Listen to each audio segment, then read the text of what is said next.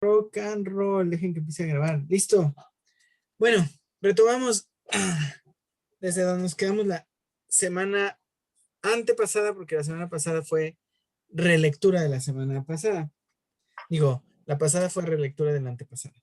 Entonces, ahorita lo único que tenemos que tener en la mente es la última propuesta de trabajo, ¿no? Es decir, esta cuestión de las tres grandes virtudes previas a la justicia, porque ya tenemos que definir qué es la justicia. Entonces tenemos la prudencia, el valor y la templanza, ¿no? Son las tres grandes virtudes previas a la, te voy a decir en cierres, previas eh, a la justicia. Entonces vamos, lo siguiente a leer es, pues, ¿qué fue la justicia? ¿No? Entonces vamos a ver. Al comienzo de ya este momento de definir la justicia, se va a llegar a la fórmula que tanto tiempo habíamos esperado sobre la justicia. 4 libros nos trajeron a este punto, a esta fórmula. Hacer, ¿no? La fórmula es hacer cada uno lo que le corresponde con cuidado de no entrometerse en lo de los demás. Esa es la fórmula de la justicia que se dibuja hasta acá. Ahora tenemos que analizar esa fórmula. No es nada más así. Hace años, cuando yo daba una clase de ética en la universidad, pues intenté leer varios textos, ¿no? Intenté leer las éticas aristotélicas, intenté leer a Kant, ya llegó Willy.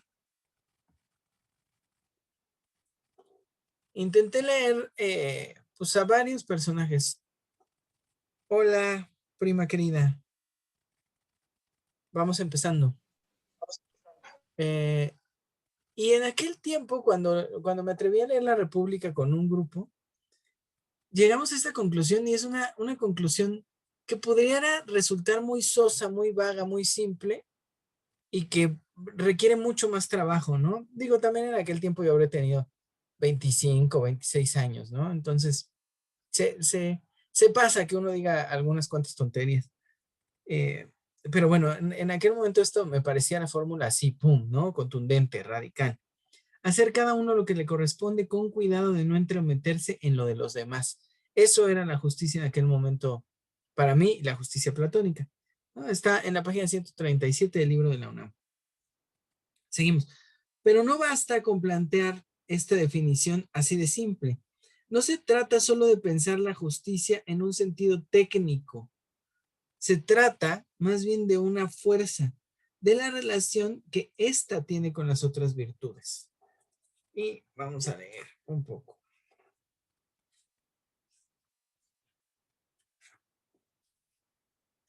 Les leo el párrafo directo de Platón. En mi opinión, dije, lo que queda en la ciudad fuera de las tres virtudes que hemos considerado, templanza, valor y prudencia, es aquello, aquí pongan atención, es aquello que a todas ellas les da fuerza de nacer y que una vez nacidas las conserva mientras subsiste en ellas. Ahora bien, lo que dijimos es que la justicia sería la virtud que quedara después del hallazgo de aquellas tres. Pero no es algo que se lee por separado de las otras tres virtudes. Es eso que les da la fuerza, dice tal cual, la fuerza de nacer, una fuerza existencial.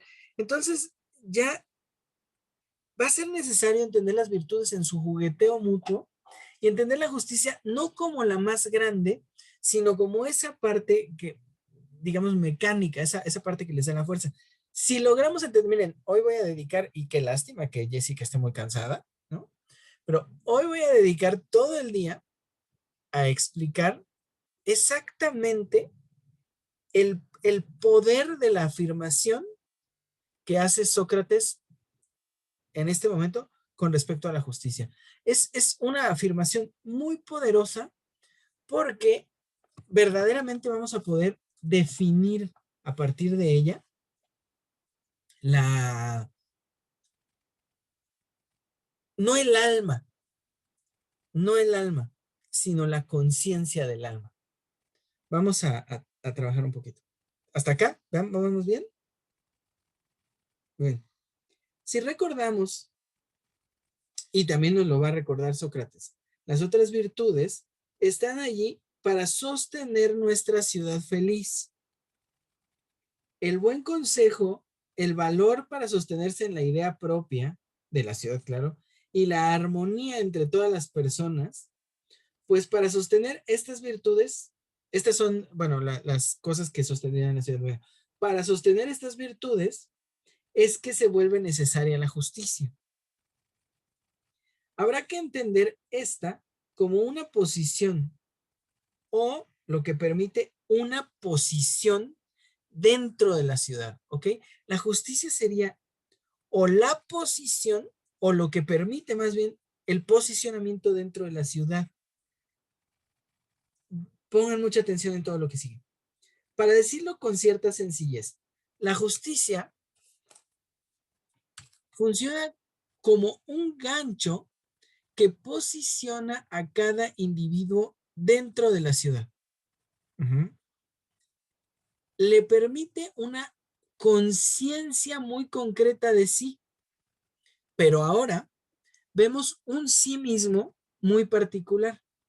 Su ubicación social es lo que lo concreta. Es uno dentro del funcionamiento del todos, del todes. Se reconoce porque reconoce su lugar ante los otros y de ello trata la justicia. ¿Ok? No sé si pueden empezar a ver. Lo que está haciendo Sócrates es decir, vamos a ponerlo así. Tenemos las tres primeras virtudes. La templanza, la prudencia y el valor. ¿Ok? Esas tres virtudes fueron divididas. La templanza y la prudencia se atribuyeron primero al primer grupo, que era el de los guardianes, pero ese grupo quedó dividido en dos, dividido en los que vigilan, que son, digamos, los guerreros, y los que regulan, los que eligen, los que dan buen consejo. Esos del buen consejo, a ellos, solo a ellos, les corresponde la prudencia. Luego, a los que vigilan tanto lo interior como lo exterior, los que se tienen que sostener en aquella doxa que discutíamos la vez pasada, a ellos les corresponde el valor. Pero la templanza, ¿se acuerdan que lo habíamos visto junto con Platón? No le corresponde nada más a unos, sino que esa le corresponde a toda la ciudad. Y la templanza la habíamos entendido en el sentido armónico. Ajá. Es decir, la templanza consistía en que, que hubiera equilibrio social, o sea, que no hubiera estas disparidades que separarían a unos de los otros, en tanto que habría unos ricos, unos poderosos, otros pobres, otros débiles, otros sin representación social. ¿Ok? La templanza consistía en que todos estuvieran ocupando su lugar, cumpliendo con su posición y que todos pudieran entregarse a esta ciudad con un resultado similar para todos, que sería la felicidad. Pero la felicidad radicaba en la justicia. Bueno, todavía no en la justicia. La felicidad radicaba en el funcionamiento de la ciudad, ¿ok? De que todo funcionara de buena manera. Bueno, la justicia en sí misma sería la que velaría porque estos tres elementos y estos tres personajes funcionaran cada uno como le corresponde, es decir, que el guardián cuidara, que el que aconseja eligiera lo mejor y que todos los demás ciudadanos aceptaran el gobierno y aceptaran su posición y su funcionamiento social. ¿Ok? Entonces, de alguna manera, la justicia se termina poniendo o posando detrás de, de las otras tres virtudes como lo que permite que estas tres virtudes que ocupan a los personajes de la ciudad, que estas tres virtudes estuvieran equilibradas y funcionaran totalmente. ¿Ok? Eso hasta el momento es la justicia. Vamos a avanzar un poquito más, ¿sí? Pueden ver hasta acá. Bueno, no sé, sí me entienden, ¿verdad? Déjenme hacer otra pequeña precisión. El sí mismo que ocurre con la justicia, lo vamos a ver fortalecerse más adelante, pero el sí mismo, la justicia sería esta especie de conciencia que permite que una persona funcione dentro de estas virtudes, dentro de esta ciudad. O sea, la justicia sería eso que hace que cada uno de los integrantes de nuestra ciudad se ocupe de lo que le corresponde.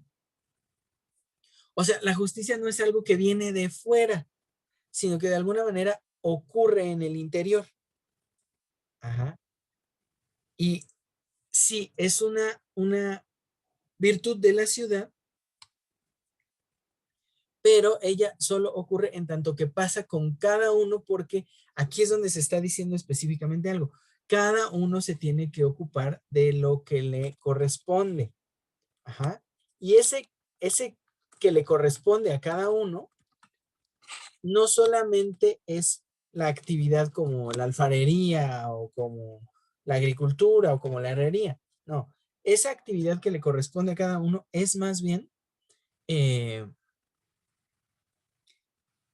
no es actividad, más bien es como el respeto a cada una de estas virtudes, es decir, ocupar tu posición o como el que hace algo operativo para la ciudad, o sea, hacer comida, hacer herramientas, u ocupar la posición como guardián o como consejero. Ajá. Entonces, la justicia de alguna manera se vuelve eso que engancha con la ciudad a cada uno. Era lo único que nos faltaba para tener concreto o concretada más bien la ciudad socrática, ¿no? Esto es, se tienen las virtudes que deben corresponderle, pero estas virtudes solo se pueden reconocer y ocupar un espacio eh, en la medida en la que cada uno de los individuos las reconoce y se posiciona dentro de ellas, ¿no? Entonces, hay un sí mismo que está dando un cambio, evidentemente no en ese momento, ¿no? Sino de nuestra lectura del presente para atrás, el sí mismo tiene un carácter muy particular, que es este carácter social, ¿no? Es un carácter que solo se reconoce socialmente. Pero vamos a avanzar un poquito más. Pueden ver entonces cómo la justicia es finalmente la huella por oposición del extravío. ¿Qué queda para el que no se reconoce a sí mismo en la justicia? Nada más que el no pertenecer y quedar fuera del sistema artificial que se ha fabricado. Queda, para el que no se reconoce en la justicia, queda la pérdida, el abandono, y con ello entendemos lo que he venido diciendo estos meses, el extravío, como una contraexistencia o contrapresencia del alma. ¿Ok? Si hemos seguido bien las cosas hasta este momento, eh, el, el alma la entendemos solamente completa, entre comillas, esa palabra, ¿no? Dada, ¿no? Existente en sociedad. No habría, si hemos seguido bien el texto hasta acá, no habría forma de que el alma pudiera funcionar desenganchada de la sociedad. Es decir, en lo individual, el alma tiende a perderse, al extravío totalmente. Tiende a ser capturada por lo inmediato, tiende a muchas cosas, ¿no? Entonces, de alguna manera, eh, esta, esta separación o esta no identificación de la justicia implicaría estar fuera del sistema social, fuera del grupo, fuera de la doxa, fuera de la idea que soporta a toda la comunidad. Y entonces, esa alma estaría perdida y entonces sería como el extravío mismo sería como un no existir o un no estar presente. Ajá. Está bien interesante porque en verdad es un asunto filosófico enteramente, ¿no? No estar presente quiere decir no saberse en el mundo, ¿no? No, no es no conocer, no es no tener conciencia, es no saberse en el mundo. Pero saberse en el mundo no puede ser nada más así como, yo que estoy entero y hecho e identificado conmigo mismo, sé que ocupo un lugar en el mundo y que ese lugar es móvil y que me puedo desplazar de acá para allá. No, no, no, no, no, no, no. El no saberse en el mundo es verdaderamente no estar. Y no estar implica estar extraviado, implica estar perdido. ¿Cómo sabemos que el individuo tiende a perderse? Porque el individuo tiende a estar enganchado en inmediateces. Eso es lo individual. El individuo se engancha en la riqueza, por ejemplo, ¿no? En la acumulación de riquezas, en la acumulación de bienes, o se engancha en lo sexual, por ejemplo, ¿no? En las historias una y otra vez, ¿no? Amorosas, o se engancha en el orgullo, ¿no? Que podría ser el orgullo por ser el más destacado, o el orgullo familiar, pero también se engancha en el poder, en la gubernamentalidad y en estas cosas. O sea, el individuo que se separa de la ciudad y entendemos la ciudad como la representación de una idea concreta, ¿no? Ese individuo que se pierde, que se extravía, ese individuo eh, no alcanza a existir porque es enganchado por cualquier cosa, es decir, se pierde en el torrente de lo inmediato. Esa es la cuestión del individuo, ¿no? Ahora, todo el tiempo nos ha dicho que hay unos que hay que mantenerlos vigilados porque es fácil que se pierdan en ese torrente y hay otros que son los vigilantes que deben de ser tan fuertes que no se puedan perder en ese torrente, sino que se sostengan en la idea que sostiene la comunidad. ¿Ok? Entonces, los guardianes socráticos es esto de lo que se encargan, de velar por la justicia, entendiendo esta como el quehacer propio de cada persona en beneficio de todos en general. Los guardianes vigilan la totalidad de la justicia al observar que no existan desviaciones que separen a alguna persona de lo propio o atenten contra la totalidad de la sociedad. ¿Ok? Es decir, que el trabajo del guardián sería básicamente detectar cualquier cosa que vaya a separar a una persona o a un grupo de personas del bien común. Es todo su trabajo, ¿no? Resulta un trabajo mucho más fácil de lo que creemos. Pero esto nos lleva a una conclusión. La justicia, por esta razón, no puede ser individual. Es decir, la justicia no puede ser un asunto de percepción, para empezar. No puede ser un asunto de percepción, ni tampoco puede ser un asunto de interpretación. Si la justicia se vuelve algo interpretable, si se vuelve algo que tiene que ver con lo interpretable, entonces la justicia baja su rango, ¿no? Y se vuelve más bien una propiedad, algo que se puede tomar, que se puede jugar con ello, se puede intercambiar y esas cosas, ¿ok? Y entonces pierde su potencia como valor y se vuelve más bien algo, algo apropiable, algo material, algo simple, ¿ok? Entonces, entendamos que la justicia no puede responder al individuo porque el individuo no le responde a nada. El individuo está extraviado de su fundamento social. Entonces, si la justicia fuera un asunto de individuos, entonces la justicia se pierde con el individuo y vamos, se vuelve todo lo que habían discutido en los primeros dos libros, ¿no? Que es la conveniencia, el prestigio, la riqueza, ¿no? Y finalmente el poder de hacer lo que se me dé la gana. ¿Ok? ¿Hasta acá? Entonces, la usurpación de posiciones, esto es que uno se quiera mover para otro lado, ¿no? A lo mejor que el herrero quiera ser carpintero y esas cosas. La usurpación de posiciones es lo que apunta a la individualidad, es decir, que uno se quiere mover a un lugar que no le corresponde. Sócrates dice que no es tan grave si un oficio o un practicante de un oficio trate de ocupar el de alguien más, algún otro oficio. No es tan grave, no hace daño a la comunidad toda, sino que hace daño pues solo a los implicados, ¿no? Y habría que regularlos, reprenderlos o lo que fuera necesario.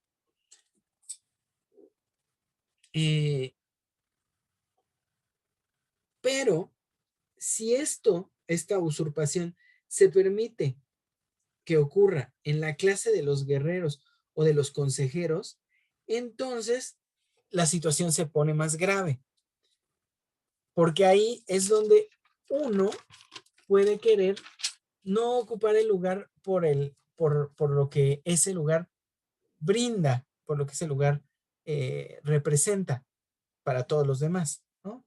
Sino que puede que ocupará ese lugar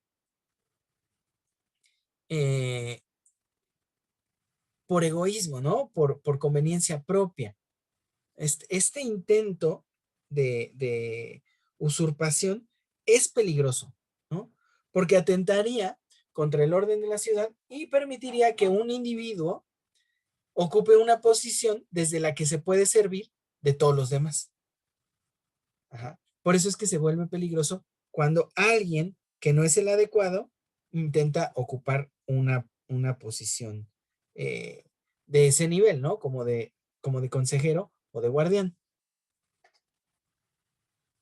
Es muy curioso porque vean que en prácticamente todos los países del mundo, la policía se compone de los hombres que no pueden hacer otra cosa y no de los mejores de los hombres, ¿no? En nuestros países en Latinoamérica es muy claro, la policía son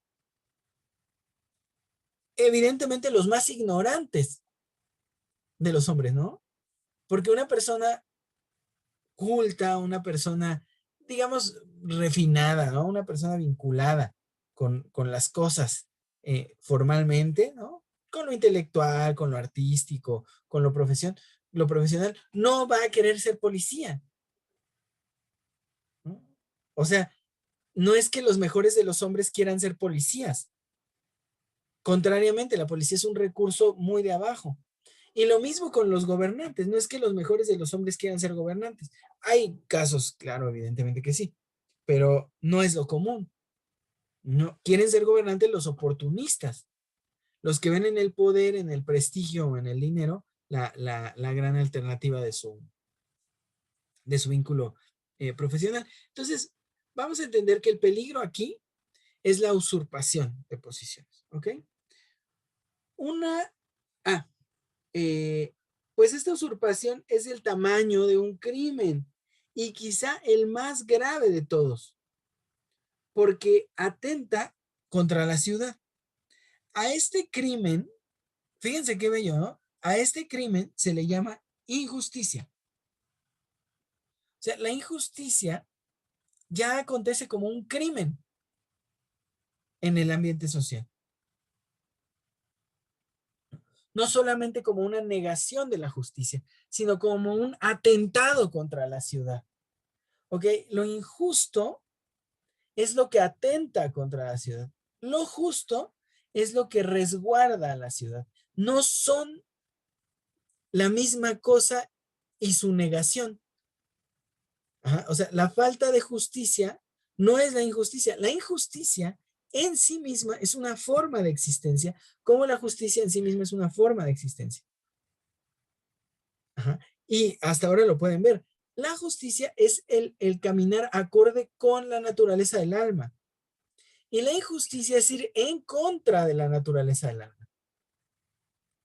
Y esto es el encuentro, sí, el desarrollo social o el desarrollo individual. No sé si se puede hablar de desarrollo individual, pero lo individual y lo social. ¿Puede sostenerse una ciudad? Esta es una pregunta que dejo así como al margen, ¿no? ¿Puede sostenerse una ciudad que no sea consciente de esto? ¿Es necesario lo artificial para conseguir este funcionamiento, este orden? Es una pregunta que no creo contestar hoy, pero que sí se va a esbozar un poquito la posibilidad de una respuesta. Bien, hasta acá estamos todos bien, ¿no? Bien. Ahora ya no toca hablar de la justicia colectivamente, ¿no? Toca hablar del individuo, ¿ok? Entonces, va a plantearse una pregunta. La primera pregunta es si al individuo, le corresponden.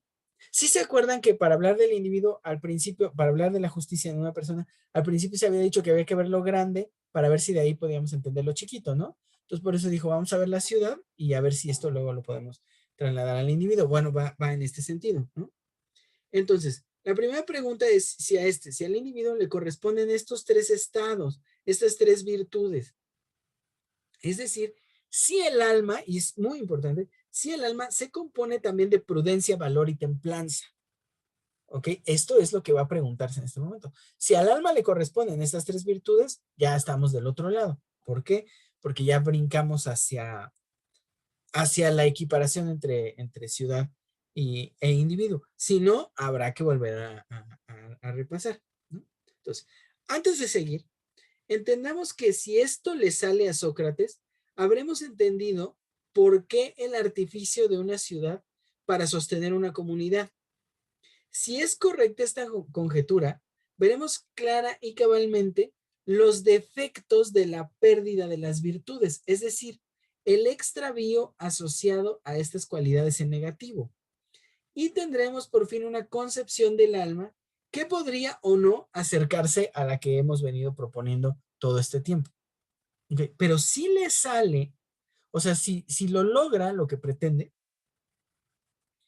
va a mostrarnos exactamente dónde está o cuál es el efecto de la pérdida de las virtudes. Y si esto es así, vamos a ver exactamente cómo el alma de la que él concibe necesita estar compuesta de estas virtudes, pero además estas virtudes deben de estar ejecutadas, es decir, deben de estar vinculadas a la justicia. Si de alguna manera estas virtudes se pierden, entonces lo veríamos exactamente en el efecto que tiene el alma. Y entonces estaríamos diciendo que el alma requiere de estas tres cualidades para existir. Y si estas tres cualidades son así, entonces tendríamos que ver si esas tres cualidades se acercan o no a lo que nosotros venimos proponiendo como cualidades fundamentales del alma, ¿no?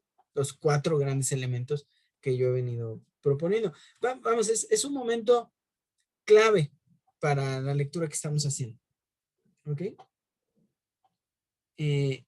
La primera afirmación con Glaucón ya es el que está hablando, ya no es Adimanto, será, primero, esta es una afirmación, que los pueblos son el reflejo de sus habitantes, es decir, que las cualidades de un pueblo son más bien las cualidades del conjunto de sus hombres, que pasan de los particulares a la imagen o forma comunitaria. Esta es la primera apuesta, ¿no? Que cada pueblo es el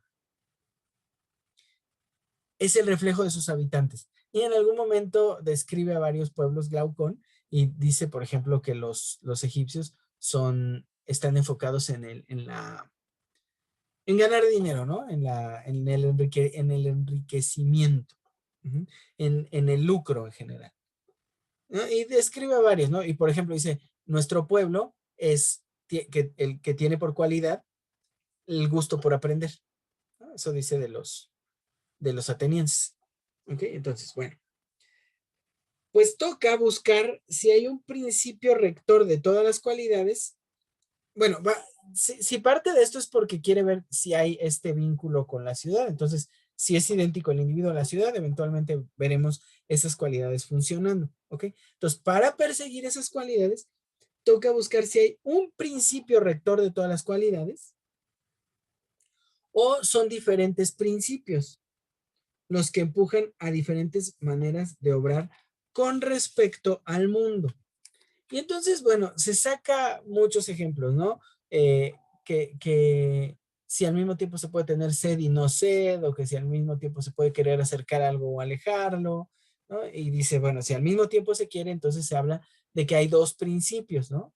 El principio que quiere la cosa y el principio que la aleja, ¿no? Eso es un poquito el camino que va a tomar. Entonces, vamos a empezar con cualidades de la materia, un poquito más sencillas, ¿no? Entonces, lo primero será decir que a un objeto no le pueden corresponder dos cualidades contrarias al mismo tiempo. Por ejemplo, el reposo y el movimiento. Ajá. Que un cuerpo no puede estar al mismo tiempo en reposo y en movimiento. y que si en apariencia esto ocurriera, es porque dicho objeto se compone de varias partes, una de las cuales pueden estar en reposo y otras en movimiento, ¿ok?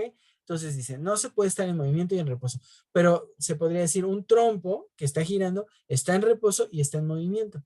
Entonces dice, bueno, hay que entender que el trompo tendría un eje y con respecto a su eje está en reposo. Y tendría una circunferencia, dice, con respecto a la circunferencia está en movimiento. Entonces, cuando aparentemente dos cualidades le corresponden a un objeto, habrá que ver si no más bien son dos partes del objeto que responden a un principio distinto. ¿Okay? Es muy importante esto, es muy importante porque de esta manera va a llegar a decir que el alma no puede tener, no puede estar compuesta de dos o tres principios, sino que habría un principio que es propio y luego estas otras cualidades que surgen de este principio. Lo que sigue es una reflexión sobre los apetitos, ¿no? O sea, sobre los antojos, que podría resumirse en que cada apetito está definido por su objeto, pero que el objeto y el apetito no pueden calificarse en términos de ninguna cualidad o cantidad. Es decir, que no hay sed de bebidas calientes o frías o dulces, sino que es sed de bebida y así con cada apetito. Ok, lo explico. Lo que sigue es decir, ok, bueno, los apetitos todavía no llega a las virtudes, sino que dice, los apetitos son siempre apetitos de un objeto. Va a buscar esto, ¿no? Entonces digamos que alguien tiene sed, ¿no? Pero podría tener sed de una bebida caliente o de una bebida fría, podría tener sed de una bebida dulce o de una bebida no dulce, ¿no? Una bebida más neutra. Dice, bueno, esto querría decir que habría un principio, que es el principio del apetito, pues, de la necesidad, y habría otro principio que es el principio que elige el objeto. Entonces, hace una discusión un poquito larga. Miren, esto nos llevaría totalmente a Freud, ¿no? Porque Freud así habla de la pulsión, ¿no? Dice que la pulsión es relativa a su objeto. Entonces, que hay pulsiones asesinas, que hay pulsiones alimenticias, que hay pulsiones de todo tipo, ¿no? Al principio, por lo menos, de su obra, él dice que a cada pulsión le corresponde un objeto y que el objeto define a la pulsión. Esto es tan absurdo como pensar que habría una pulsión de comer flan, ¿no? O una pulsión de comer frijoles refritos, porque entonces la pulsión se vería definida por el objeto en sí mismo, ¿no? Y entonces serían diferentes las pulsiones de un mexicano y un egipcio, de un revolucionario latinoamericano y eh, de un soldado musulmán, ¿no? Es diferente, pues, ¿no? Entonces, Sócrates termina diciendo que dice, a ver, el apetito tiene un objeto que lo satisface puro. La sed es sed de bebida, no de una bebida en particular. El hambre es hambre de comida, no de una comida en particular. Entonces, cada uno de los apetitos tiene un objeto concreto, ¿no? No un objeto en particular. Entonces,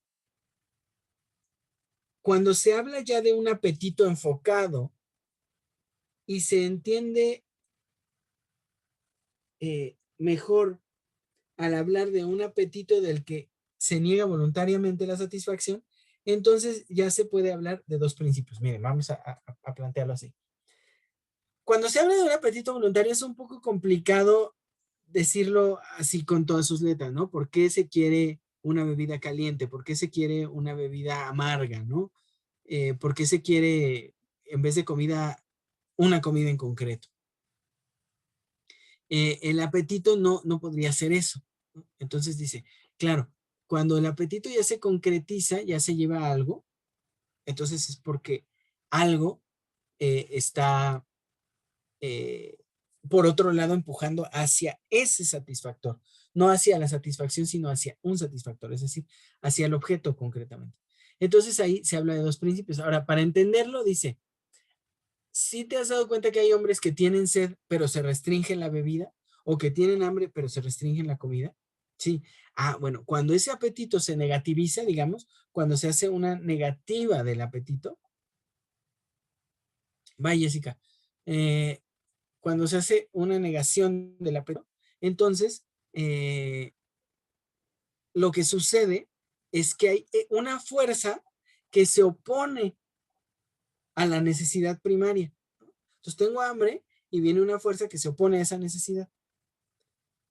Bien, cuando ya está esta fuerza, que es la que elige o la que se opone, entonces ya se habla de dos principios, ¿no? Uno que busca la satisfacción y otro que puede actuar racionalmente en relación con esta. Miren, parecen cosas simples, pero toda la psicología y más a partir de Freud nos ha enseñado a hacer esto de verdad así de simple, ¿no? Algo tan simple como que una fuerza se dirige hacia y otra se opone. Las dos pulsiones finales de Freud, las dos pulsiones con las que termina enmarcando su obra, son una pulsión eros, una pulsión que vincula y una pulsión de muerte, una pulsión destructiva, una pulsión que atenta contra la vinculación, ¿no? Son dos fuerzas que se oponen, una porque dirige vinculatoriamente al objeto y otra porque destruye el objeto para desvincular al yo, ¿no? Es como lo plantea Freud, es decir, son dos fuerzas que se oponen, una de permanencia en la vinculación, otra de liberación en la destrucción. Entender a Freud así es la cosa más bella del mundo porque no se meten con cosas como de pulsión de vida y muerte, ¿no? Como que quiero estar vivo y quiero estar en reposo, ¿no? Es tonto, pues es reducir las cosas a protozoarios, ¿no? O sea, no es así.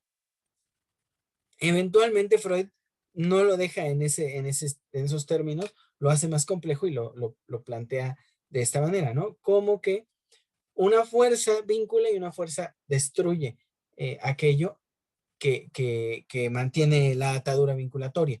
Esas son las dos fuerzas freudianas. Bueno, acá no está así. Acá está. Hay digamos, un principio que es el principio de satisfacción, el principio, el apetito, que más bien estaría asociado a la necesidad, y otro principio que lo encausa, que lo retiene, que lo limita, pero que también lo puede dirigir, que también lo puede enfocar directamente a algo, ¿no? ¿Ok? Entonces son dos principios que más bien se complementan, no que se oponen. Uh-huh. Y es una maravilla porque los dos principios tienen una forma simple de ser definidos.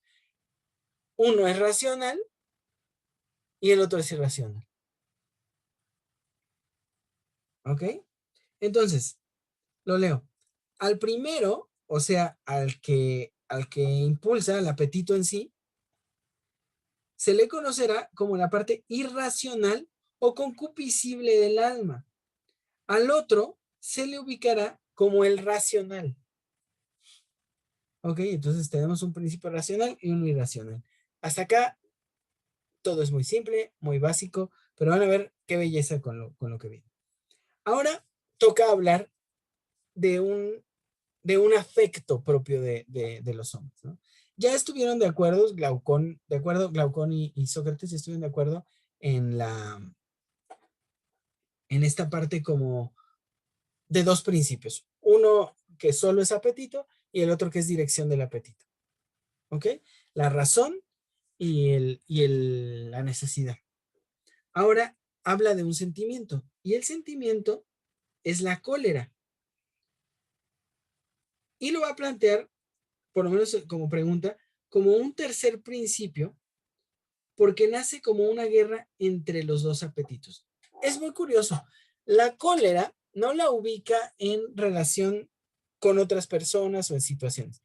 La cólera la hace nacer de la lucha entre los otros dos principios. ¿Ok? El que tiene por un lado necesidad y el que podría limitar o restringir o dirigir esa necesidad en un camino muy concreto. Cuando habla del principio irracional, dice que este principio se entrega a los excesos, ¿no? Que puede comer o beber desmedidamente, que solamente es un principio eh, de, es que no quiero decir de apropiación, porque no es de apropiación, sino como de entrega, ¿no? Es decir, es un principio que se va con todo hacia la satisfacción y no tiene mesura en sí mismo. Ese principio no es mesurado. Entonces, cuando lo racional aparece, entonces hay una guerra entre los dos principios, ¿no? Y entonces da unos ejemplos bien interesantes porque podríamos estar a punto de estar hablando del yo, el ello y el superyo, ¿no? A punto, como también tristemente nos lo enseñaron a leer en las universidades, ¿no? O sea, pensando que un lado sería el que quiere una cosa, el otro el que la restringe y el otro el que elige, ¿no? Estaríamos cerca de algo así. Pero dice, a ver, la cólera solo ocurre cuando el, el principio racional se impone al principio racional.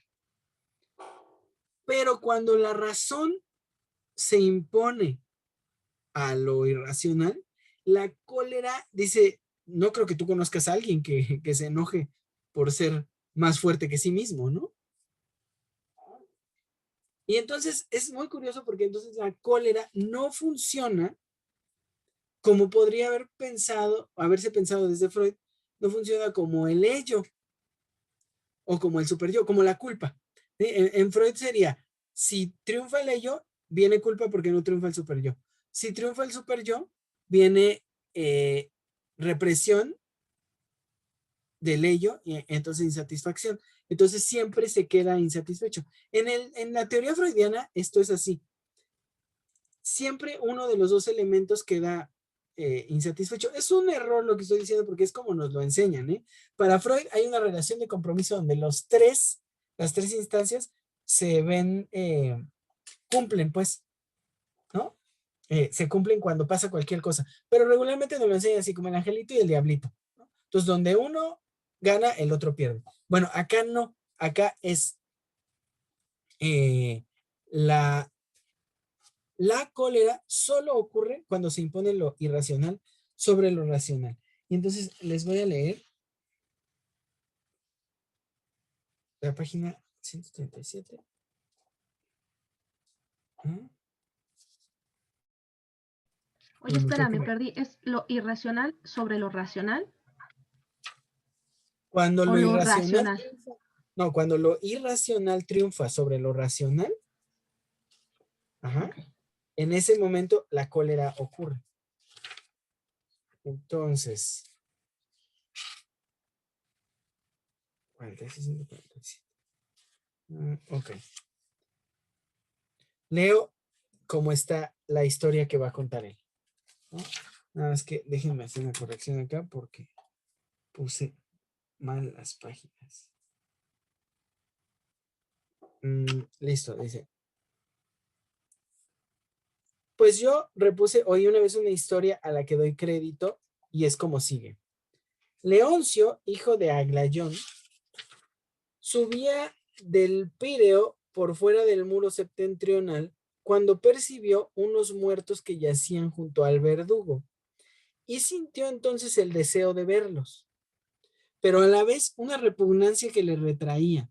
Así estuvo luchando y cubriéndose el rostro hasta que, vencido por su deseo, abrió bien grandes los ojos y corriendo hacia los muertos dijo, ahí los tenéis desdichados, hartaos del hermoso espectáculo. Es la historia, ¿no? O sea, este personaje, déjenme acordar cómo se llama, se me va a olvidar. Leoncio, no quiere, o sea, racionalmente no quiere ver a los muertos, pero el morbo lo empuja a ver a los muertos, ¿no? Y entonces cuando ya no puede, termina cediendo al morbo y por eso la frase es linda, ¿no? Ahí los tenéis desdichados, hartaos del hermoso espectáculo, ¿no? Es decir, allí es donde se entiende exactamente qué es la cólera. La cólera es eso que surge o que ocurre cuando, cuando se impone lo irracional, cuando se impone el apetito sobre la razón. Y al contrario, no pasa, dice Sócrates, ¿no? No pasa que se imponga la razón, digo que la cólera surja cuando la razón se impone al apetito. ¿Por qué? Porque entendemos que la razón hoy solo es la justicia. Y entonces eso siempre es satisfactorio. Siempre es satisfactorio. El gobierno de sí siempre es satisfactorio. Vamos a avanzar un poquito más. La cólera queda así al servicio de la razón. Podría creerse que ésta se alía, dependiendo del caso, a alguno de los dos principios, pero Sócrates asegura que no. Solo se puede aliar a la razón. La justicia viene de la razón y la cólera entonces aparece como defensora de la justicia. Parece que la cólera comienza a aparecer como la verdadera fuerza de la razón. No es de ninguna manera parte de la razón, sino un tercer principio, la cólera, que resulta auxiliar por naturaleza a la razón. ¿No? No sé si me puse a leerlo. No. Pues ya salió la idea comparativa. ¿Ok? Vamos a seguir. A la razón le corresponde el papel del vigilante, el magistrado, el consejero. A la razón le corresponde la prudencia como cualidad. A la cólera le corresponde el servicio de la razón que resguarda la ley. Le corresponde el valor, la fuerza, incluso la violencia si es necesaria. Ahora nos falta la templanza, ¿ok? Entonces ya tenemos la prudencia y el valor, perdón, corresponden a la razón y a la cólera. Bueno, ahora vamos a ver qué falta. A la música, que es lo que estaba asociado a la templanza, a la música y a la gimnasia les corresponde, cito, lograr el acuerdo entre ambas, dando tensión a una y nutriéndola con bellas palabras y distendiendo a la otra con sus consejos, aplacándola por la armonía y el ritmo. ¿Ok? Entonces, la razón y la cólera se nutren de la templanza. Son criadas en la templanza y son nutridas en la templanza.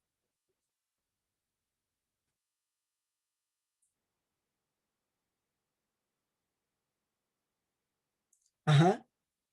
Y la templanza solo ocurre con, recuerdan, estas dos estrategias de enseñanza, que son la gimnástica y la música. Y que yo creo que eventualmente podríamos caminar hacia atrás a llegar a decir que son la danza y el canto.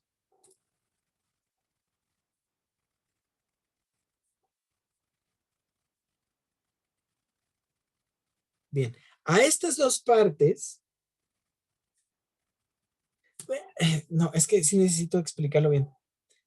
Razón y cólera no se ponen en una triada con la música, con la templanza. O sea, el valor y la prudencia no se ponen en una triada donde cada una, no son categorías, pues. No son categorías donde diríamos, estas son cualidades de esto, esta de este y esto de esto. No, no, no. Razón y cólera, o que serían prudencia y valor, son complementarias. Una da el buen consejo y la otra lo vigila, cuida su existencia. Entonces, la última, la templanza, es digamos, lo que nutre, porque da todo el sentido al buen consejo y al valor. Entonces la templanza, digamos que las rodea, dándoles el mundo en el que pueden aparecer. Y esto, por todo lo que había dicho anteriormente, nos deja algo muy claro. Toda la educación, toda la pedagogía de la que habíamos estado hablando en todo este periodo, solo se puede enfocar a partir y en el terreno de la templanza. Y entonces a partir de allí es donde pueden surgir tanto el valor como la prudencia. ¿Ok? O sea, es la buena educación, la templanza, lo que genera estas dos. ¿Ven? O sea, la buena educación es en sí misma templanza. No es para que surja la templanza, sino que ella es en sí misma templanza. O sea, un pueblo temperante tendrá buenos gobernantes y buenos guardianes. La templanza es la ciudad en sí misma. Toda la enseñanza de lo que habíamos estado hablando. Entonces,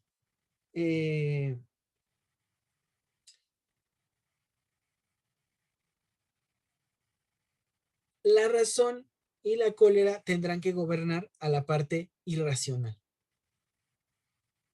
Ajá. Entonces vemos cómo son digamos, dos funciones que responden a esta cualidad. Y entre todas, bueno, dan, digamos, el marco sobre el que se va a gobernar y a vigilar a la parte irracional. Antes de seguir, veamos cómo estas dos partes del alma, la razón y la cólera, son criadas, nutridas por la educación, la templanza, que es esa cualidad que ocurre en la totalidad de la ciudad. Es la que se enfoca precisamente en enfocar las otras dos cualidades. Y ella misma entonces figura como la educación. ¿Okay? La templanza es la educación.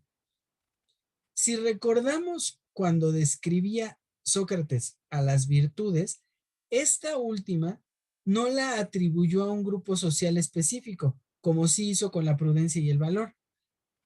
Ahora queda claro por qué.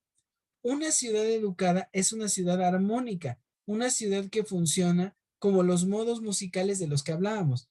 La templanza, que es la forma de acceder a esta armonía social, es ella misma la educación y la forma de educar.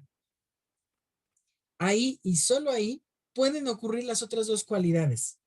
Bueno, pues la justicia parece ser la conciencia y el soporte de esta armonía.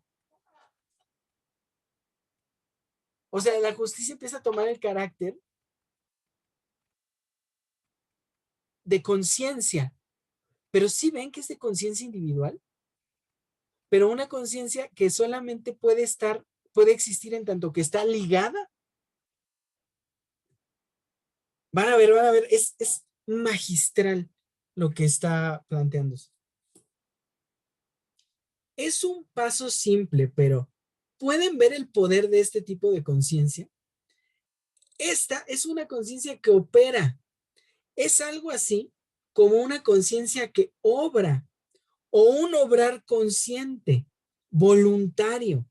A diferencia de la conciencia saber, ¿no? La conciencia saber de nuestro tiempo, que creemos que la conciencia es saber, ¿no?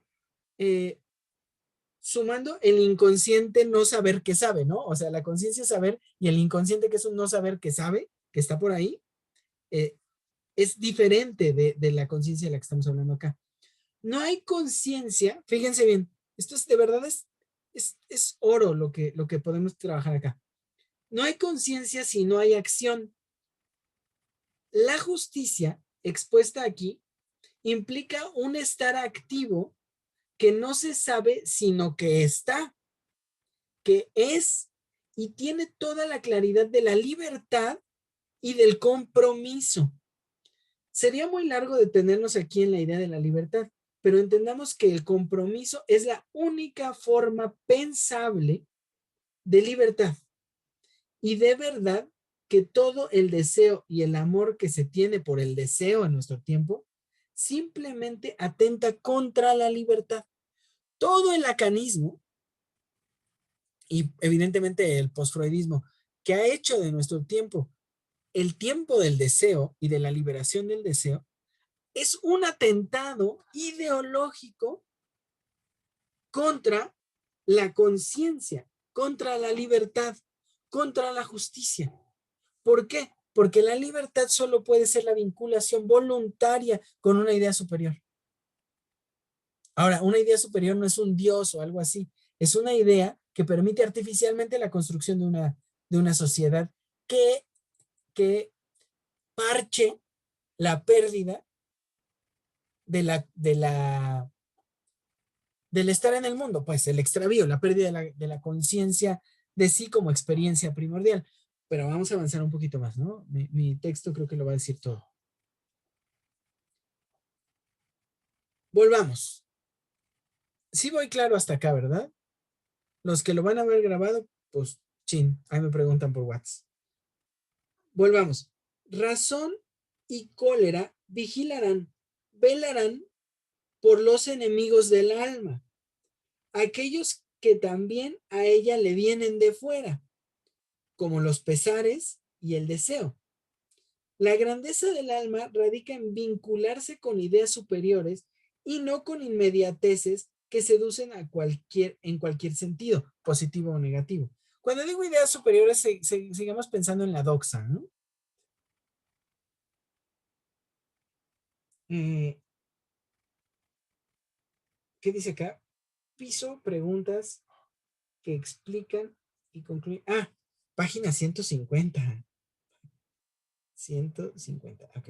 En la página 150 hay una serie de preguntas que explican lo que les acabo de decir del lado socrático, ¿no? Me las salto porque no son necesarias. Ahora, la justicia, y volvamos a esta como una conciencia activa, corresponderá en el alma del individuo a que cada una de sus partes haga lo que le corresponde. Ahora parece venir una nueva idea, el gobierno de sí y eventualmente el gobierno de los otros. Sí, vamos juntos, ¿verdad?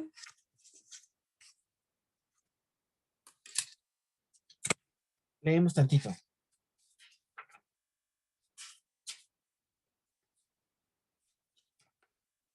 Ahí va.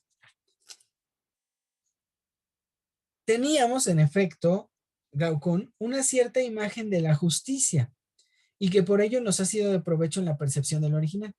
En aquello de que quien por naturaleza es zapatero debe hacer zapatos y no otra cosa, y el carpintero carpintería, y es así en lo demás.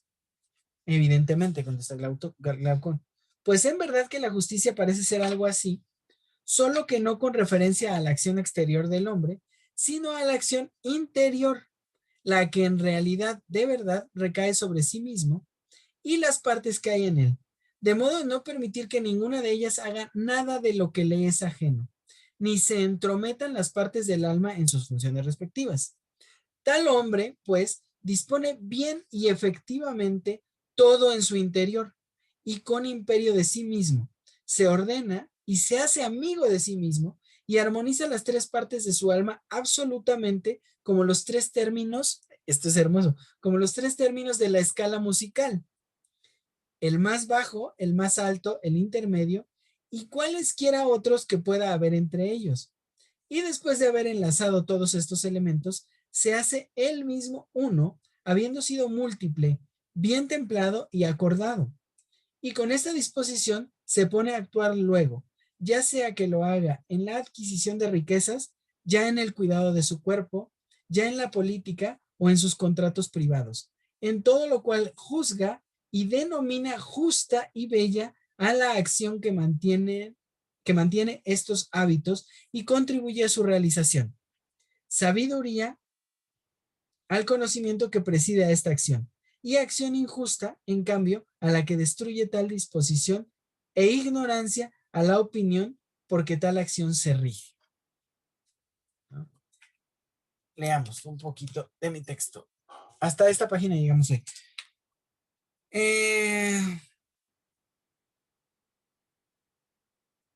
podemos confirmar que la justicia es un acto, una conciencia activa, y el acto supremo o quizá único de dicha conciencia activa es el gobierno armónico de sí, no el gobierno sometedor.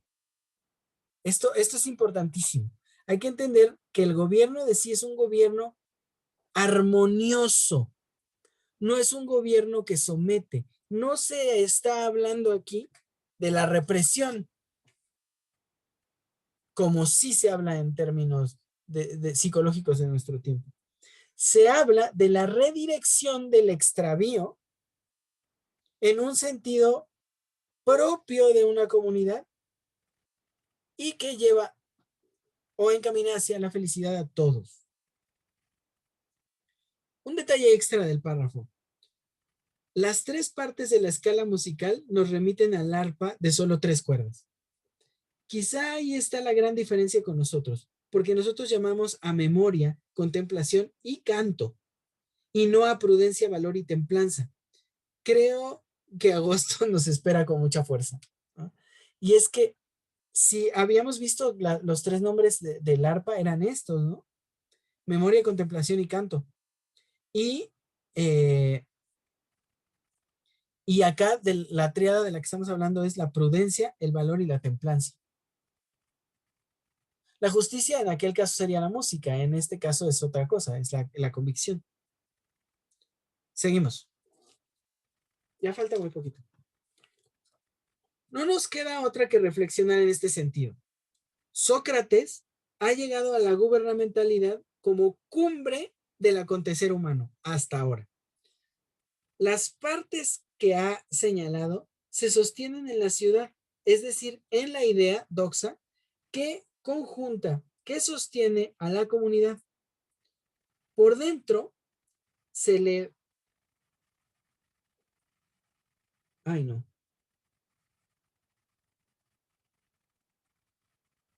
Perdón. Por donde se le vea, existe una creación artificial, un movimiento que necesita ser creado y sostenido para mantener la comunidad que se ve amenazada plenamente y todo el tiempo por su mal funcionamiento. Proveniente del individuo que solo conoce un carácter, el egoísmo. Pero el egoísmo no radica en buscar su bien personal, sino en el extravío, es decir, en la entrega a la inmediatez de los seductores próximos. Positivos, el placer, el deseo, o los negativos, la enfermedad, el temor, la amenaza. Ese individuo ya es en sí mismo puro extravío y por lo tanto pura inconsciencia.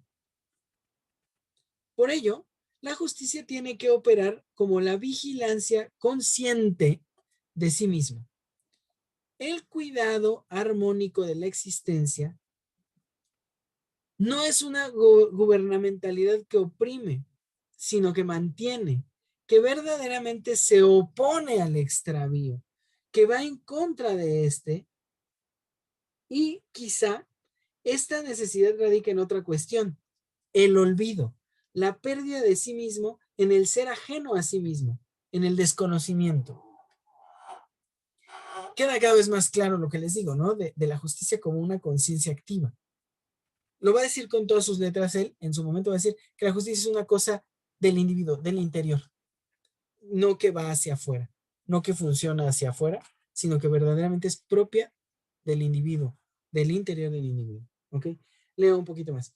Pero, ¿pueden ver el problema que tenemos aquí? La justicia requiere, acá, este es el gran problema del texto. La justicia requiere ser ejecutada todo el tiempo. Debe ser vigilada porque de lo contrario hay una amenaza total de pérdida de sí. ¿Por qué creo yo que esto no es propio? Porque no puede pasar ante la falta de sí, pero ese sí mismo debe, para no estar amenazado, tener otro carácter totalmente, es decir, debe ser existencia en algún otro sentido que distancia de la pérdida. Pues bien, ese sí mismo por el que yo apuesto es la memoria. esta no es o no puede ser otra cosa que la historia, pero entendiendo la historia, como un pleno estar en el mundo que se ejecuta solo al existir y que no tiene el carácter ni de la artificialidad ni de la gubernamentalidad. Quizá sea momento de oponer, por lo menos a manera de hipótesis, doxa y memoria. Y con ello opondríamos justicia e historia. Ok. Voy a tratar de traer la idea porque creo que pude haber escrito el triple de páginas solo en esta reflexión. Miren, lo que nos ha dado Sócrates hasta aquí, bueno, Platón, es una idea de la justicia muy fuerte, muy fuerte. Cuando decíamos que la justicia es que cada quien haga lo que le corresponde, y la justicia la ligábamos con la gubernamentalidad, entonces se volvía un asunto que podía ponernos de lleno en el terreno de las personas tienden al extravío, o las personas tienden al egoísmo, o las personas tienden a la individualidad. No estoy diciendo que se diga que las personas tienden a la maldad, pero sí que tenderían a ver por sí mismos y no por los demás. Entonces, pareciera que la justicia es algo que necesitaba ejecutarse desde el exterior, ¿no? Que tiene que haber una legislación, que tiene que haber una serie de instituciones que la vigilen, que la cuiden y que la impongan, porque es algo que viene desde el exterior. Pero la propuesta platónica es que la justicia es, es el individuo mismo, como su reconocimiento o su autorreconocimiento en sociedad. O sea, que el individuo solo se puede ubicar y reconocerse en un grupo en tanto que se ubica posicionado en el grupo. ¿Y cómo se ubica posicionado en el grupo? Haciendo lo que le corresponde. Ahora, ¿cómo va a lograr esta ubicación? Reconociendo estos impulsos que le vienen desde el interior, que es el apetito, la razón y la armonía. ¿Sí ven? O sea, la justicia no es una operación que se impone desde fuera y que hace que los individuos queden ordenados y que entonces se pueda evaluar este ordenamiento y cuando se desequilibra en algún lado decir, aquí hay una injusticia, ¿no? Esto solo pasa en la ciudad. No, no, no, no, no. Acá de lo que estamos hablando es de que el individuo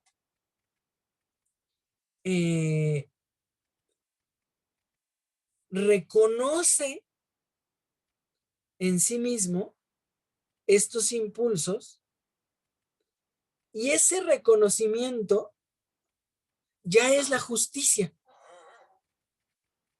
O sea, digamos que en este punto la justicia es conciencia de sí, pero sí entienden que es conciencia de sí ligada, no conciencia de sí nada más como libre, como suelta. Es conciencia de sí ligada. Fíjense, qué diferente, porque la conciencia de sí, digamos, suelta, sería una conciencia identitaria, identificatoria. Es decir, yo soy esto, yo me constituyo de esta manera. Ajá. Entonces, la conciencia de sí, de esta manera, es solamente una autorreferenciación. Ajá. Es decir, una individuación que se recorta, pero ese recorte sería siempre arbitrario y siempre sería tocado por lo inmediato. Ahora, cuando se plantea este reconocimiento de sí solamente en función de todos, en función del grupo, en función de la comunidad, en función de la ciudad, entonces esta conciencia de sí es ubicación, no en el espacio, sino ubicación en sociedad, es decir, es un sentir el alma en su cualidad básica, que es ser social. Es sentir el alma en su constitución fundamental, que es ocurrir en grupo. No hay alma sin grupo. Sin grupo hay inmediatez y pérdida. Entonces la justicia se está volviendo hasta acá una forma de conciencia, una forma de conciencia que reconoce al individuo en su operatividad con el grupo, es decir, en su vínculo con todos los demás. Y entonces puede hacer que todos los demás funcionen en la medida en la que él funcione para todos los demás y con todos los demás. Y entonces se sostiene. Esto es la maravilla de la justicia, porque entonces la justicia ven cómo es conciencia activa de sí mismo. Activa en el único sentido que se puede ser consciente, es decir, siendo justo, es decir, haciendo lo que me corresponde para que el todos funcione. Ajá. El único problema que se nos plantea hasta acá es que entonces se necesita frecuentemente la educación, es decir, así es, la gubernamentalidad, o sea que se necesita siempre el gobierno, tanto de sí como de los otros, para que esta conciencia de sí se mantenga, perdure.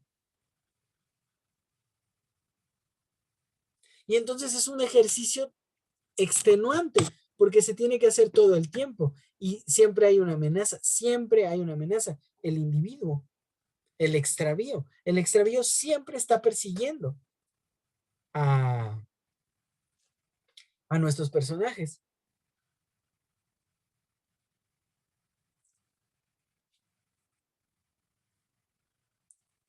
Entonces, yo creo, la propuesta que hago acá es que probablemente tengamos que hablar de algo anterior a esto, donde no sea necesario ese esfuerzo.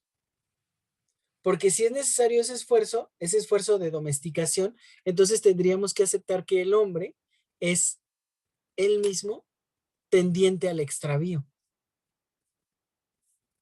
Pero no podríamos, yo por lo menos no me atrevería a decir esto con 3000 años de historia. O sea, en los 7000 años que revisamos en este periodo, son solo los últimos, bueno, echémosle 5000 contándonos a nosotros, ¿no? Hasta nuestro tiempo, 5000 de esta forma de pensar. Entonces, es muy poquito, es muy poquito. Entonces yo no me atrevería a pensar que el hombre es necesariamente un tendiente al extravío, sino que más bien hay algo que no alcanza a registrar Sócrates, Platón, que va más allá de esta necesidad constante de justicia. Bien, creo que el camino, fíjense, es que está allí como un póster enorme, ¿no? En ningún lado toca la memoria, ¿no? Todo el tiempo habla de una compensación de la falta de memoria. Todo el tiempo habla de la imposición de esta doxa. Todo el tiempo habla de la ley que se establece en su sociedad, en su grupo, de una idea, pues, de una idea que hay que sostener. Todo, absolutamente todo el tiempo habla de esto. Entonces, de lo que está hablando es de una compensación de otra cosa. Yo apuesto a que lo que tenemos acá es la pérdida de memoria. Todo el texto hasta ahora parece que es un, un señalamiento, una huella de la pérdida de la memoria, al grado de que no le resulta importante. Ahora, nosotros tenemos que entender la memoria como experiencia de sí en el mundo. No hay otra forma de entender la memoria. Experiencia de sí en el mundo. Ahora, creo que lo que nos puede librar de cometer el error de nuestra época es estar convencidos de que la memoria no opera todo el tiempo, sino solamente cuando se existe. ¿Qué tenemos para respaldar esta idea? Al artista. El artista solamente es en tanto que obra. Ajá. Y entonces el músico cuando hace música, el actor cuando actúa, el cantor, el poeta cuando hace poesía. Ajá. Ese es, digamos, lo que nos hace saber que la memoria no necesariamente opera todo el tiempo, ¿no? Que no es conciencia total, ¿no? Sino que es un saber existir existiendo. Y bueno, sus resquicios nos quedan, por ejemplo, en la revuelta, en estas figuras revolucionarias, ¿no? Donde el movimiento termina llevando a personas a dar la vida en el movimiento mismo.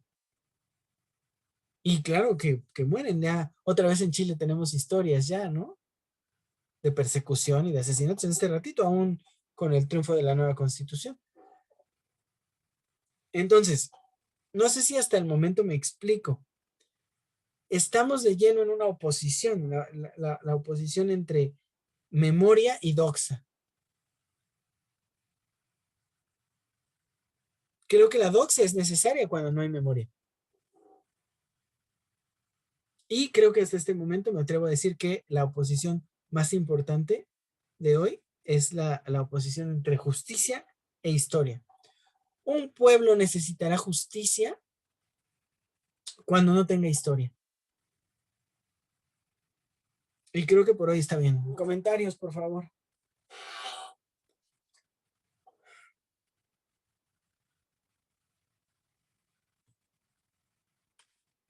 ¿Vas a decir algo, Has? Preguntas. Sí, pregunta. Dices, ¿me oyes? Sí. Claro y fuerte.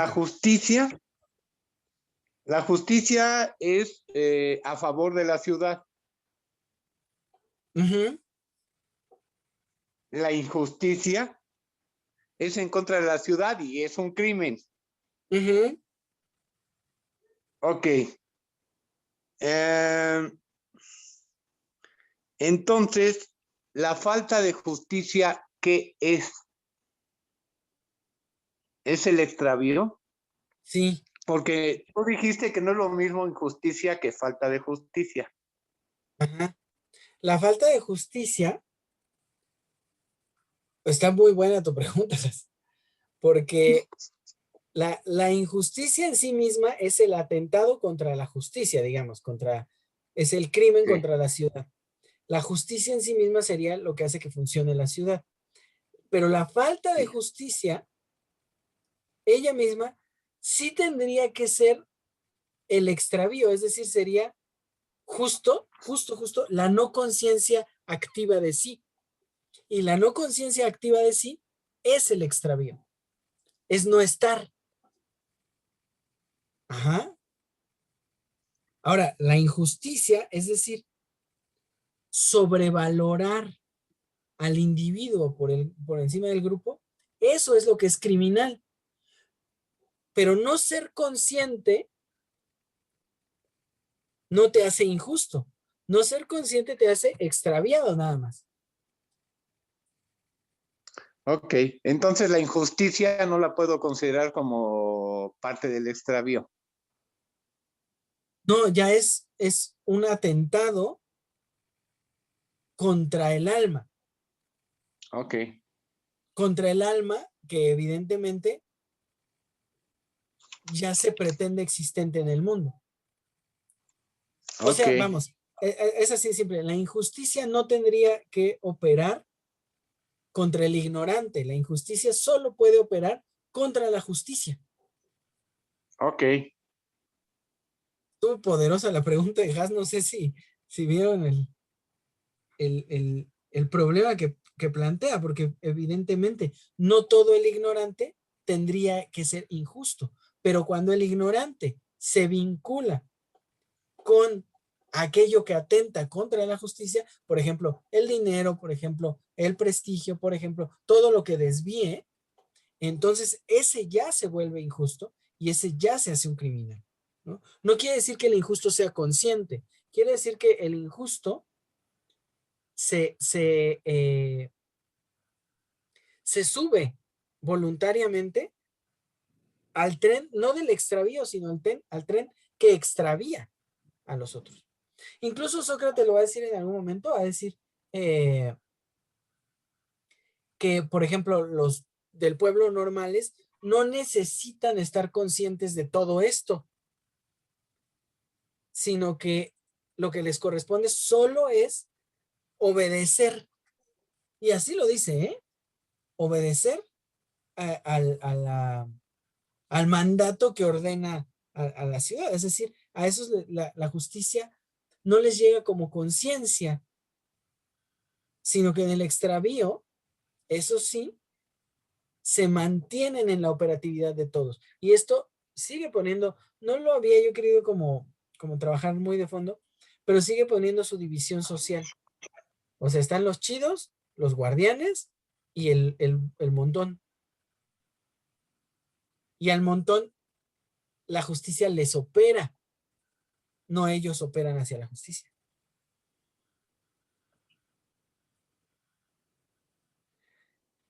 Ay, ¿algo más, Hash? No, nada más eso, gracias. ¿Alguien más? Ya estabas con un dedo en la barra espaciadora para hablar, Alejandra. No, Voy, es que está muy difícil, ya se hizo popo. Fue monstruo, capitán. Fue el monstruo, capitán. Es que hay, justo como en esto que pregunta Has, está latente algo que una y otra y otra y otra vez pareciera, ya tú mejor que yo lo podrás decir, que está ahí latente en todo lo asociado hacia respecto al alma, ¿no? Porque justo comentas como el extravío, como la contrapresencia del alma, ¿no? En este estar fuera de la ciudad, como de la doxa, es como el no estar presente en tanto dentro, ¿no? De este artificio, pero pues es que justo entonces, digo, porque lo que sueltas al final, o sea, lo sueltas así como si nada, pero es de más, o sea, está muy difícil. Digo, no difícil en el sentido o sea, es que no quiero decir la grosería, pero es que está complejo en su estar intenso, ¿no? Entre la oposición entre justicia y historia. Entendiendo la justicia desde todo lo que se está planteando hoy, porque si el alma se podría entender como la contraposición al extravío, entonces podría ser que esta falta de justicia sería como la resistencia al artificio dado en la ciudad, ¿no?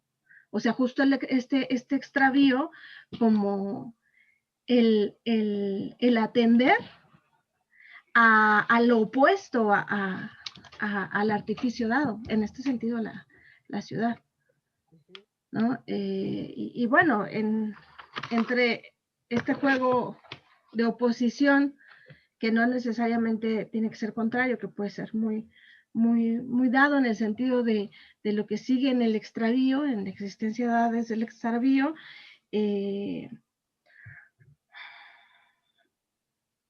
poner la memoria y la doxa como contrapuestos, porque, o sea, sí, por todo lo que va planteando es que todo está como muy, muy bien ejecutado. Todo el tiempo pensaba en Matrix y en el arquitecto, ¿no?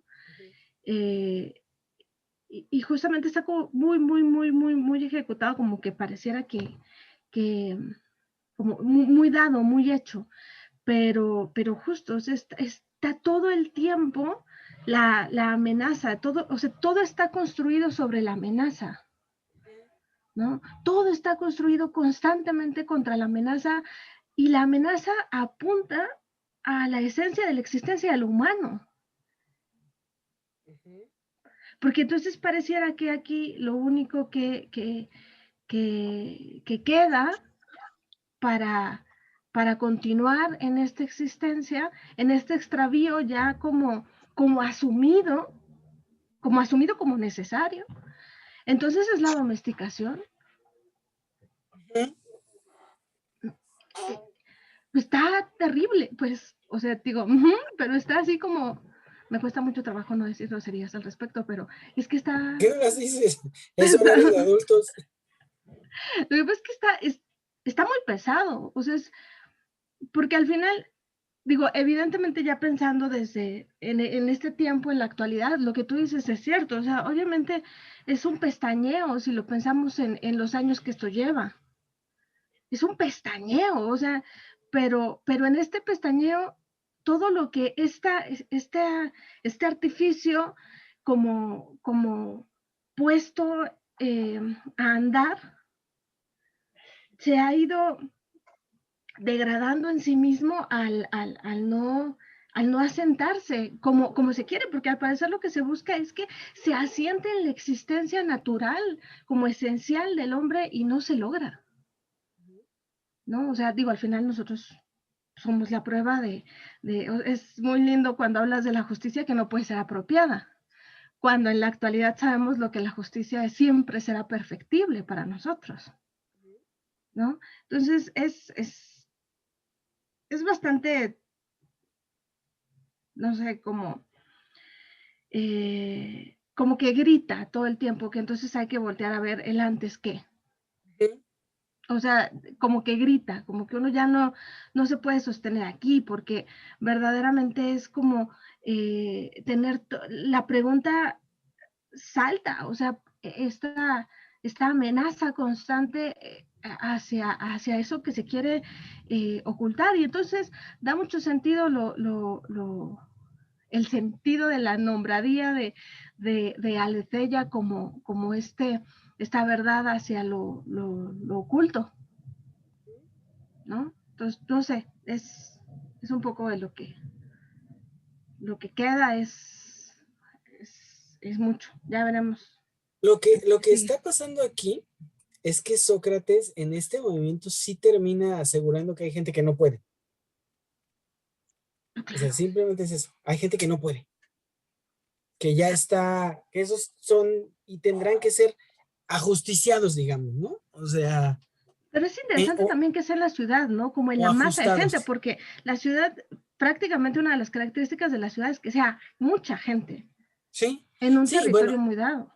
y lo dijo anteriorcitamente, lo dijo, habrá menos guardianes y muchos menos consejeros que todo lo demás población, ¿no? Siempre habrá más herreros, siempre habrá más campesinos, ¿no? Siempre habrá más ganaderos que lo que los que saben, ¿no?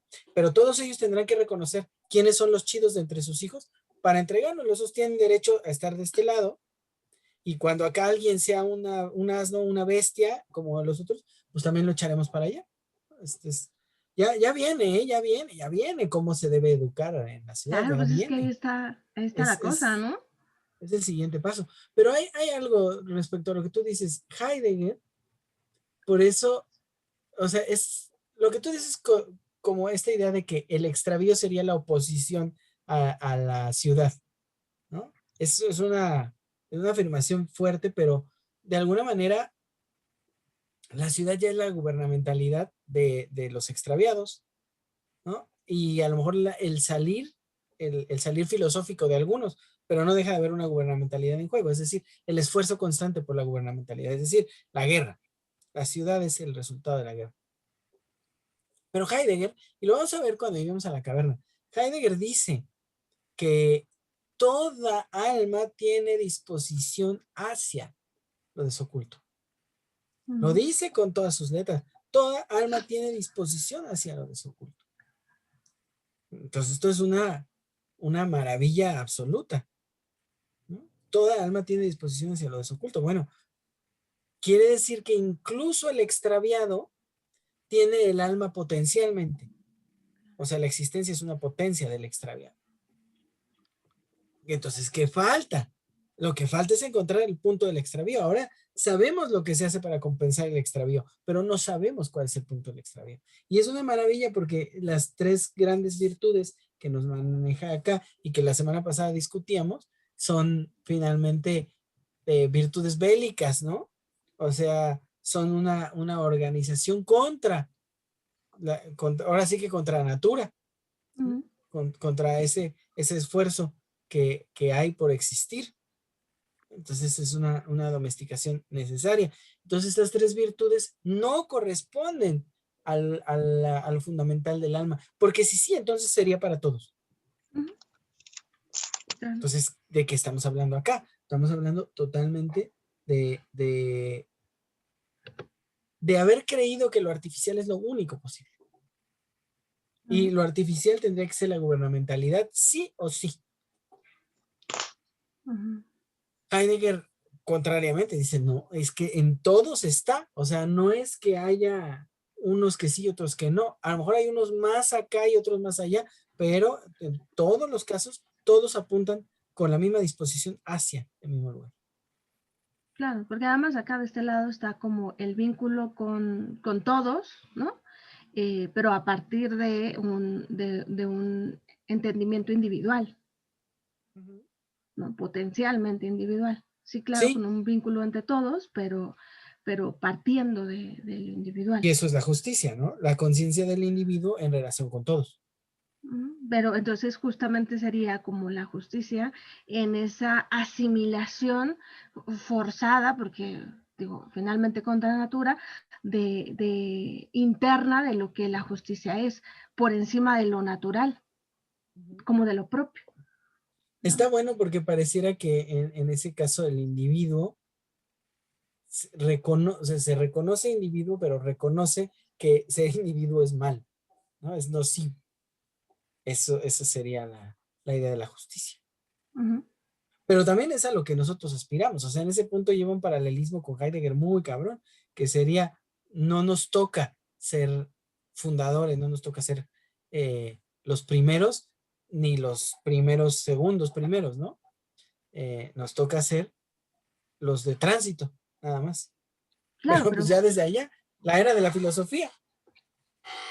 justo, porque es que en este punto, digo, mucho de lo que plantea Heidegger tiene como más sentido, porque entonces se comprende, porque no, esto no es como fundador de nada, todo lo que se está planteando ahora, pero sí se comprende como a nosotros, a esta actualidad, a esta modernidad, en tanto, pues, sí, lo podemos ver como la degradación de esto, pero también esa degradación puede ser como la muestra de cómo no se sostiene el artificio. Y por eso el abismo del extravío, ¿no? Se expande. Nietzsche dice, el desierto crece. Ah, claro. ¿Puedo hacer otra pregunta? ¿Sí, hijas? Es que ya lo que están platicando tú y Ale ahorita, hablan de domesticación. A principio de este seminario, se habló de que para que una ciudad funcione se necesita educación. Ahora, ¿Sí? ¿qué es educación o domesticación? Es que Son dos parece cosas que, muy diferentes. no, sí, sí, pero pareciera que la forma posible de la educación es la de la domesticación. O sea, es que aquí no está así, pero cuando habla del todos, de los otros, los que no son ni los consejeros ni los guardianes, cuando habla de esos otros, lo único que les corresponde es la imposición de la educación, ¿no? La imposición educativa. Y eso no es más que domesticación, ¿no? Es que creo que la palabra más precisa sería dominación, ¿no? Dominación que Ah, en causa, que eso es la es que, domesticación. a ver, Doc, ya es que me confunden y me confunden. Hablamos de que la educación no es nada más lo que vas a aprender en la escuela o lo que vas a aprender en tu casa, ¿no? La educación de la que habla este güey es en la ciudad, que la ciudad te debe de educar con sus monumentos, con sus calles, ¿sí? Y Sí, entonces, si te está educando así la ciudad, con todo eso, lo que yo llamé civismo, ¿te acuerdas que dije sí, que, sí, sí. ok, la historia, el civismo, si esta educación está, ¿por qué tiene que haber una domesticación? Tal vez en esta época sí, pero estamos hablando de la época de Platón, ¿no? Pero ¿Por qué tiene que haber una domesticación cuando dices que, o dice él, que el secreto es la educación? porque justo, Jas, toda la educación, toda esa educación está allí para, no me gusta la palabra, pero para imponer y sostener una idea, la doxa, la idea de lo correcto para todos. O sea, toda esa educación está allí para que esto se meta en los espíritus de todos y todos tiendan a vivir y a pensar de acuerdo a esta idea o a esta serie de ideas. No, no, es que es una idea, la del bien común, ¿no? Pero es Pero una por eso forma de hablábamos, educarte, ¿no? Es una forma de educarte, no es, no creo que sea una forma de domesticarte. es que solamente que no la pongamos, o sea, domesticación, no es una palabra que salga del texto, ¿no? Lo dice Alejandro, me parece que es una forma de entenderlo, pero no podemos poner domesticación en oposición a salvajismo, ¿no? Sino, sí, o sea, porque si no eres domesticado, eres salvaje, ¿no? Como un perro, Sí. como un caballo. No, no, la idea sería más bien que es una domesticación en el sentido de que hay un encauzamiento, digamos, de la potencia del alma, del alma que apunta hacia la existencia, habría que encaminarla hacia una forma de existencia, que sería la de esta ciudad. Sería con la educación, no con la Sí, y imposición. Ya le la cambié de educación, nombre, ¿eh? Ya le la- llamé imposición.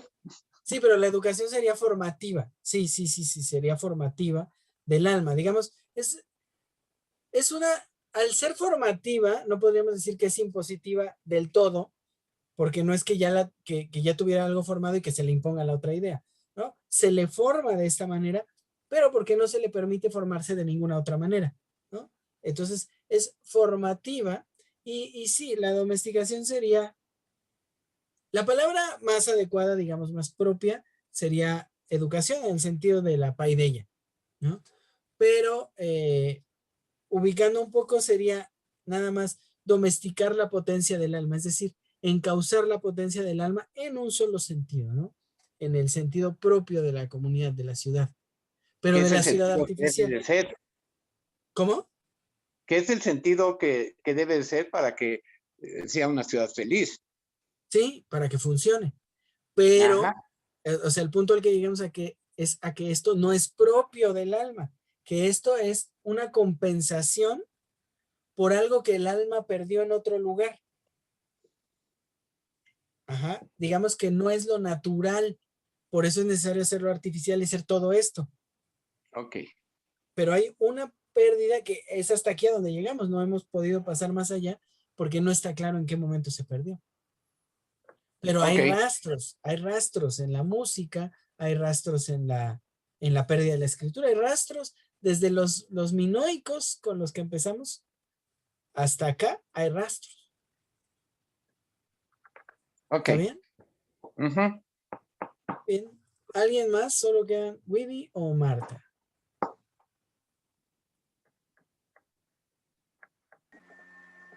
Nada, pues supuestamente la educación aspira a desarrollar todas las potencialidades del hombre. Pero entonces, ¿cuáles son estas potencialidades? Y a servicio de quién? Del bien común, pero siempre bajo un gobierno. Si lo vemos en estos términos, Marta, porque es bien interesante. Acá las potencialidades del hombre Con la están, templanza. están muy claras, son estas tres virtudes, ¿no? El valor, la prudencia y la templanza. Y entonces se vuelve eso como la esencia del alma. Uh-huh. Pero no, o bueno, yo no creo. Vamos a ver, ¿no? O sea, pero yo no creo, pues. Porque esto es así de simple. Si lo puedes perder, entonces no es esencial. Es así. ¿Qué sería la esencial? Esa es la misma pregunta que nos hacemos, ¿no? Ah, creo que hay respuestas paulatinas, ¿no? No sé por qué paulatinas, quise decir respuestas parciales, ¿no? Hoy, en ese lugar de lo esencial, yo pongo a mnemosine, a la memoria. Hasta allí la tengo, ¿no? Solamente que creo yo que mnemosine se forma de estas cuatro cosas, que son la experiencia de sí, en los semejantes, en la experiencia de lo divino, en la tierra y en la lengua. Pero vamos, estamos en el camino. Yo ahorita no digo voy a sostenerme en esto porque pues solo tengo la antropología para respaldarme, ¿no? La filosofía no. ¿Sí? Ujú. Muy bien. ¿Alguien más? Winnie, me preocupa que estés dormida. Uy, ¿qué tal que sí?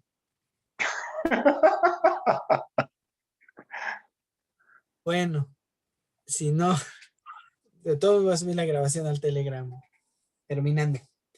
Pero bueno, no sé si quieran comentar algo. Hoy terminamos temprano. Ya faltan 2 páginas de este libro y nos vamos por el libro 5. Ay, que es de temor el libro 5, pero ya veremos. Pero bueno, si no hay nada más, por hoy podemos descansar y nos vemos la próxima semana. Todavía nos quedan, si no me equivoco, 2 de febrero y 1 de marzo. A ver si acá alcanzo el libro 5. ¿Está bien? Ok. Nos vemos la próxima semana. Cuídense. Gracias. Bye. Bye. Adiós a todos. Bye bye. Adiós, descansen, buenas noches. Bye.